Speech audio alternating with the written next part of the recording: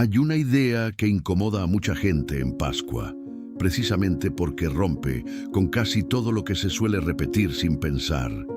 Tal vez el mayor milagro no sea que algo vuelva a la vida, sino que una parte de ti acepte, por fin, morir. Y no se está hablando de muerte física, sino de algo mucho más cercano, más silencioso y más urgente. Porque muchas personas dicen que quieren renacer, piden una nueva etapa, oran por cambios, esperan paz, suplican respuestas al mundo espiritual. Pero siguen defendiendo dentro de sí las mismas heridas, los mismos miedos y la misma identidad agotada que impide cualquier verdadero renacimiento. Ahí está la paradoja. Desean una vida nueva, pero protegen con uñas y dientes todo lo viejo. Y eso explica por qué tanta gente se siente estancada, incluso cuando tiene fe, incluso cuando quiere cambiar, incluso cuando ya se cansó de sufrir. El problema no siempre es que le falte fuerza, ni oportunidades, ni ayuda espiritual. A veces el problema es mucho más incómodo. Hay cosas dentro de la persona que ya vencieron, ya se pudrieron emocionalmente, ya cumplieron su ciclo. Y aún así, siguen ocupando el centro de su vida. La culpa vieja, el miedo a soltar, la necesidad de control, la máscara de quien siempre aguanta, el apego a una versión rota de sí mismo. Y mientras eso siga vivo, algo mayor no encuentra espacio. Dicho sin rodeos, no todo lo que sobrevive dentro de una persona merece seguir viviendo en ella. Por eso este video no trata solo de religión, tradición o simbolismo bonito de temporada. Trata de una verdad interior que puede reorganizar por completo la vida de quien la escucha. Porque la Pascua, cuando se vive en profundidad, no habla solo de recordar un acontecimiento sagrado, sino de reconocer qué debe terminar en uno para que el espíritu pueda avanzar con más verdad, más paz y más luz. Y aquí aparecerá la pregunta que cambia todo. ¿Qué parte de ti estás intentando salvar cuando en realidad ya es exactamente eso lo que te impide renacer? Hay momentos en la vida en que una persona cree que necesita resistir un poco más, apretar los dientes, seguir adelante y no detenerse.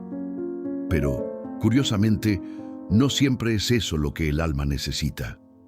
A veces, la verdadera Pascua interior no llega cuando alguien se vuelve más fuerte por fuera, sino cuando acepta que algo dentro de sí ya cumplió su tiempo. Y eso incomoda, claro, porque el ego siempre prefiere reparar lo viejo antes que despedirse de ello. Pero la transformación espiritual, como enseñan tantos caminos de renovación interior, casi nunca empieza con una conquista, empieza con una entrega. Mucha gente escucha la palabra Pascua y piensa en calendario, tradición, símbolo, costumbre, ritual.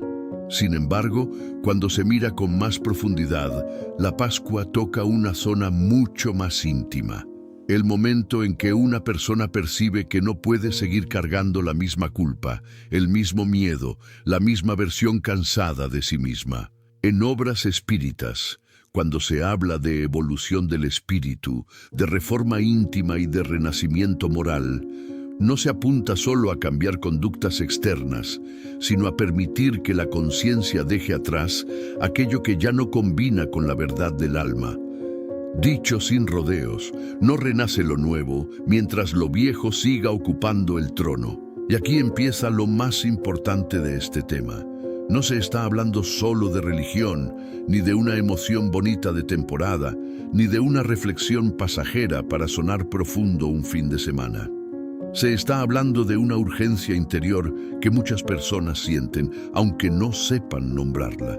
Esa sensación de estar estancadas, de repetir ciclos, de pedir luz mientras siguen alimentando sombras antiguas, suele ser una señal clarísima de que algo dentro necesita morir en sentido simbólico. Y claro, cuando alguien oye eso, surge una incomodidad inevitable, porque entonces aparece la pregunta que casi nadie quiere enfrentar de verdad. Muchas personas desean una vida nueva con una parte muy sincera del corazón. Oran, hacen promesas, piden señales, esperan una respuesta del mundo espiritual, leen sobre transformación, escuchan a autores como Allan Kardec, Chico Xavier o André Luis, y aún así sienten que siguen en el mismo lugar. No porque les falte fe necesariamente, sino porque intentan renacer sin soltar la estructura interior que las mantiene atadas al pasado. Es como querer que entre aire limpio en una casa cuyas ventanas siguen cerradas. Y claro, luego viene la frustración, porque la persona piensa que el problema está afuera. Lo más delicado es que ese apego casi nunca se presenta con cara de apego. A veces aparece como prudencia, como yo soy así, como costumbre, como necesidad de controlar todo, como miedo a equivocarse otra vez. Una persona dice que quiere paz, pero sigue alimentando resentimientos viejos. Dice que quiere una nueva etapa, pero sigue conversando internamente con sus heridas como si fueran su hogar. En el Evangelio según el Espiritismo, cuando se insiste en el perdón, en la humildad y en la renovación moral, no se propone un adorno espiritual, sino una cirugía del alma. Porque no basta pedir auxilio espiritual si al mismo tiempo se protege aquello que impide la propia liberación. Y aquí aparece la inversión que descoloca a casi todos. Muchas veces el gran obstáculo no es la mala suerte, ni el pasado, ni siquiera las personas difíciles que rodean a alguien. A veces, el mayor bloqueo es la fidelidad inconsciente a una versión vencida de uno mismo. Como quien guarda una llave oxidada, creyendo que todavía abrirá la puerta correcta, la persona protege patrones que ya no sirven solo porque le resultan familiares. Y cuando eso se entiende de verdad, la Pascua deja de parecer un símbolo bonito y empieza a mostrarse como una experiencia interior mucho más seria, mucho más exigente y mucho más transformadora. A esta altura, una persona ya puede intuir que no se está hablando de una emoción pasajera ni de una frase bonita para compartir en Pascua. Lo que se abre aquí es un recorrido interior bastante más profundo. Porque cuando el espíritu comienza a madurar, no solo necesita consuelo, también necesita claridad. Necesita entender qué cosas suelen tener que morir por dentro, por qué duele tanto soltarlas y cómo distinguir entre una destrucción que desorganiza y una transformación que, aunque incomode, prepara una vida más verdadera. Y esa diferencia, créeme, cambia todo. Muchas veces alguien confunde perder con transformarse. Cree que si deja atrás ciertos hábitos, ciertas defensas o ciertas formas de pensar, se quedará vacío, frágil o desprotegido. Pero no siempre es así. A veces lo que parece derrumbe es en realidad limpieza moral, reforma íntima, reajuste de conciencia. André Luis toca mucho este punto al mostrar que el espíritu no crece solo acumulando conocimiento, sino soltando cargas, ilusiones y automatismos que ya no sirven a su evolución espiritual. Es como podar un árbol. Desde fuera parece una pérdida. Desde dentro es una preparación silenciosa para una nueva floración. Y todavía hay una capa más honda que será tocada más adelante, una de esas que no solo conmueven, sino que reorganizan la manera en que una persona se mira a sí misma. Porque en ciertos momentos de la vida no debe morir solo un miedo, una culpa o un hábito. A veces debe morir una versión entera de quien alguien creyó que era. Y cuando esa idea aparece, aunque sea de forma sutil, ya empieza a mover algo por dentro. Porque antes de entrar en esa profundidad, hace falta una imagen fuerte, casi inevitable, que sostenga esta verdad sin dejar que se vuelva una abstracción vacía. Hay una imagen que atraviesa toda gran transformación espiritual y que nadie consigue evitar, por más que intente maquillarla con frases bonitas. No hay resurrección sin sepulcro. No hay amanecer sin noche. No hay nueva vida sin que algo anterior sea entregado de verdad. Esa es, en el fondo, una de las grandes fuerzas simbólicas de la Pascua. Mostrar que el pasaje del alma no ocurre solo por deseo, sino por rendición consciente de lo que ya no tiene vida interior. Y eso, aunque suene intenso, tiene una ternura profunda cuando se comprende bien. En la literatura espírita, esta lógica aparece una y otra vez con otro lenguaje. El espíritu progresa cuando reconoce lo que ya no sirve a su evolución moral. Allan Kardec, al tratar la transformación moral y el autoconocimiento, no propone un cambio cosmético, de superficie, sino una revisión honesta de aquello que la conciencia todavía carga por apego, orgullo o temor. A veces una persona insiste en sostener una forma vieja de reaccionar, una relación agotada o una culpa antigua, como si soltarlas fuera traicionar su historia.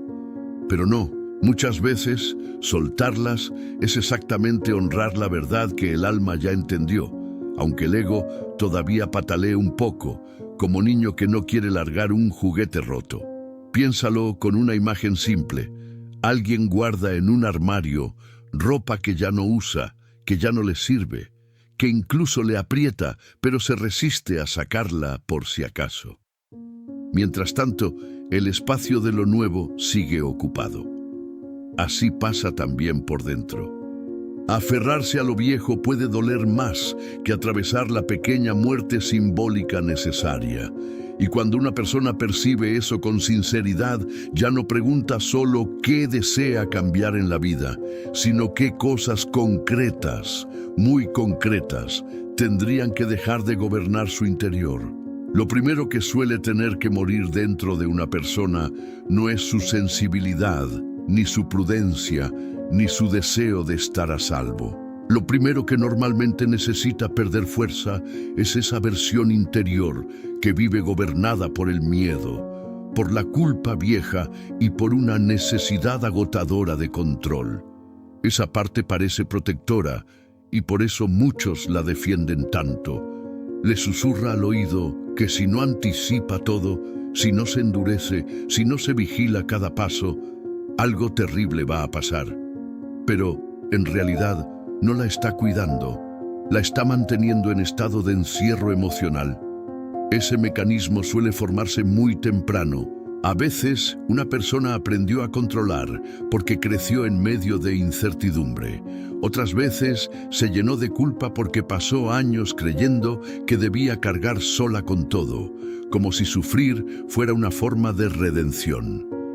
En el lenguaje espírita, eso toca de cerca la reforma íntima, porque el espíritu muchas veces conserva automatismos que tuvieron una función en otro momento, pero que ya no sirven a su evolución moral. Un ejemplo muy real. Alguien dice que confía en Dios, en la providencia, en el amparo espiritual, pero revisa 10 veces el mismo problema. Repite mentalmente el mismo miedo y no consigue descansar. Es fe con los labios y asfixia en el pecho. Por eso este primer paso interior es tan importante. Debe morir la parte que cree que vivir en alerta es una forma de amor propio. Debe aflojar la culpa que hace a la persona pedir perdón hasta por respirar, como si el alma estuviera siempre en deuda imposible de pagar. Lecturas como el Evangelio según el Espiritismo y muchos pasajes de André Luis ayudan bastante a desmontar ese patrón, porque muestran que renovación no es torturarse, sino alinearse con la ley de progreso. Y cuando alguien comienza a ver que ese miedo no la protege, sino que la frena, aparece una verdad aún más profunda. A veces no está muriendo solo una emoción. A veces está temblando una identidad entera. Hay una muerte interior más difícil que dejar atrás el miedo o la culpa, y casi nadie la reconoce a la primera. Es la muerte de una identidad agotada. Esa versión de la persona que aprendió a vivir siendo fuerte todo el tiempo, resolviendo todo para todos, aguantando más de lo que debía, sonriendo cuando por dentro estaba rota y haciendo de su dolor una especie de documento de identidad. Desde fuera parece admirable, incluso madura, pero por dentro, muchas veces, es una prisión elegante. Y de esas prisiones, curiosamente, cuesta más salir porque el mundo a veces las aplaude. Mucha gente no se aferra al sufrimiento porque lo ame, sino porque ya no sabe muy bien quién sería sin él. La mujer que siempre sostuvo a todos quizá ya no sabe quién es si deja de ser salvadora. El hombre que siempre cargó en silencio tal vez no sabe cómo habitar una vida donde no tenga que resistir como si estuviera en guerra. En términos de evolución espiritual, eso toca un punto muy serio. Cuando el espíritu se acostumbra tanto a una máscara de supervivencia, empieza a confundirla con su esencia. Y no son lo mismo. La esencia es viva, flexible, profunda. La máscara, en cambio, apenas administra el daño y cobra alquiler caro por quedarse. Aquí conviene una imagen simple. Es como alguien que lleva una armadura durante tantos años que un día olvida que debajo de ella todavía hay piel. Quitarla da miedo, claro. Raspa, pesa, deja marcas, pero seguir dentro de ella también duele, solo que de un modo más silencioso. Por eso esta muerte es tan delicada. No se trata de destruir a la persona, sino de permitir que caiga la versión que ya no representa la verdad del alma. Y cuando esa posibilidad aparece, surge el vértigo mayor, porque entonces ya no se trata solo de soltar lo que lastima, sino de mirar de frente aquello que verdaderamente debe morir para que algo grande renazca. Lo que verdaderamente debe morir dentro de una persona no es su sensibilidad, ni su historia, ni las cicatrices que la volvieron más consciente. Lo que debe morir es la alianza silenciosa con todo aquello que la mantiene pequeña, dividida y presa de una versión caduca de sí misma. Debe morir el pacto con el autosabotaje, con la resignación disfrazada de madurez, con la idea de que ya es tarde, de que ya no puede cambiar, de que su dolor define su destino. En términos de doctrina espírita, esto toca de lleno la renovación del espíritu. No basta comprender la verdad. Hay que dejar de alimentar lo que contradice esa verdad por dentro. Y aquí es donde la Pascua deja de ser símbolo lejano y se vuelve práctica concreta. Una persona puede empezar su Pascua interior preguntándose con honestidad brutal, pero serena: ¿qué patrón sigo justificando? ¿Qué dolor ya convertí en identidad? ¿Qué hábito mental alimenta la versión de mí que ya no quiero seguir siendo? Luego conviene hacer algo bien simple, pero poderoso. Escribir 3 cosas que siente que deben morir dentro de sí. Por ejemplo, la culpa por errores antiguos, la necesidad de agradar a todos o el miedo de decepcionar. Y al lado, escribir qué podrían hacer en su lugar: paz, firmeza, verdad, libertad interior. Parece sencillo, sí, pero a veces las decisiones más serias del alma empiezan con un cuaderno abierto y una sinceridad que no se negocia. Renacer no es volverse otra persona de golpe, como por arte de magia. Renacer es dejar de alimentar aquello que ya no combina con la vida que quieren hacer dentro de uno.